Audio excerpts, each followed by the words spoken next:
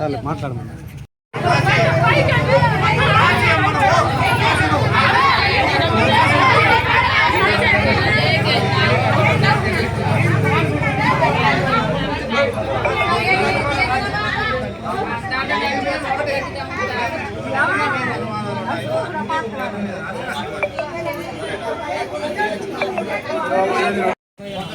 అటు ఇటు కాకుండా ట్రీట్ చేసే బాధ్యత నాది. మీకు ఏమేమి అనుమానాలు ఉన్నాయా? అనుమానాలు ఉంటాయి, నేను కాదని నేను చెప్పను. మీరు అనుమానం చెప్పేం కాదని ఏమేమి అనుమానాలు ఉన్నాయో పేపర్లో మీద రాసి ఒక్కొక్క అనుమానం మీద బాధ్యత మాది. రాసి సరేనా? అరిచి అరిచి పిలిచేటప్పుడు అన్న రండి నా పిల్లకాయలు అంతా పడిపోయినారు, రక్తం కారుతా ఉంది, అబ్బాయి వచ్చి కోమా స్టేజ్కి వెళ్ళి ఉన్నట్టు తెలుస్తా ఉంది, మీరు చేస్తే అబ్బాయి అడిగితే ఆయన ఏం చేస్తాను తిరిగి చూడకుండా తిరిగి నవ్వేసి కావాలనే గుద్దినాడు కాబట్టి నవ్వేసి చెప్పేసి నవత వెళ్ళిపోయినాడంట.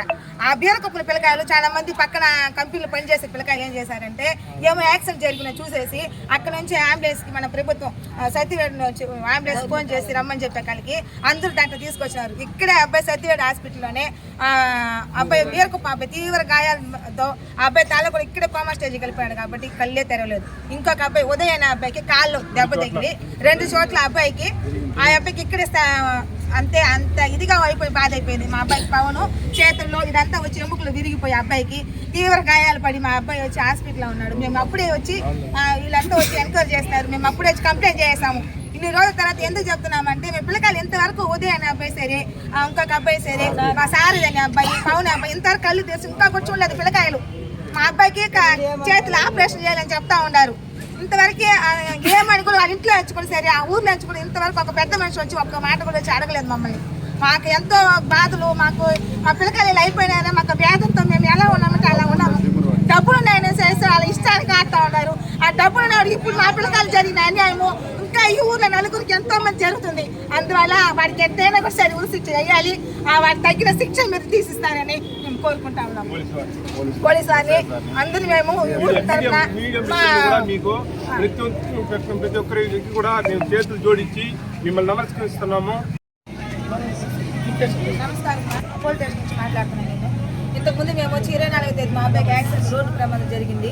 దాంట్లో వచ్చి పోలీసులు వచ్చి ఎంక్వైరీ చేస్తున్నారు. అంతా బాగా చేశారు, మాకు సహాయం అంతా వాళ్ళు కూడా చేశారు. అయితే దాంట్లో ఈ సత్యవేడు నుంచే మా పిల్లకాయలకి భాస్కర్ అనే వ్యక్తికి వచ్చి సత్యవేడు నుంచే ఒక వ్యక్తి అన్ని రకాలైన మా భాస్కర్కి ఉదయం చేసుకుంటా ఆయన వచ్చి మా పిల్లకాయల్ని అటెంప్ట్ మర్డర్ చేయమని ప్లాన్ ఇచ్చిందే సత్యవేడులో ఒక మనిషి. ఆయన మీరు ఎట్టయినా కూడా సరే మేము ఆయన ఎవరని మేము అంతా కేసు ఇస్తాము.